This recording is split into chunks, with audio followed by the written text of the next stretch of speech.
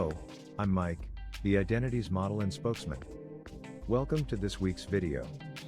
You'll be seeing me and Marla throughout the coming year, and today it's my turn. Here you see a beanie for Alta Equipment Company. This zip jacket was embroidered for Jeff Perry Buick. Golden Rule Lumber's logo is on a quarter zip sweatshirt. Take a look at this left front logo for pavers and more. This embroidered cap we did for J&T Welding. We didn't do just logos, though. Here are a monogram and a name on sweatshirts. We embroidered these patches for the Illinois Department of Corrections. We always enjoy decorating things for babies, like this beanie and onesie for a little girl. Starved Rock Yacht Club often has interesting designs, like this vest whose left front design combines a heart, an anchor, and lettering. I do like this one.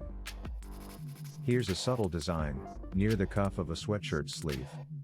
The idea is to remind someone of his girl when he picks up his arm. This athletic bag has an embroidered name of the owner, and of the school.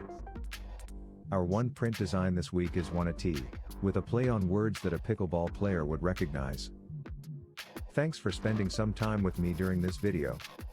Come back next week and see what we've got for you. Bye now.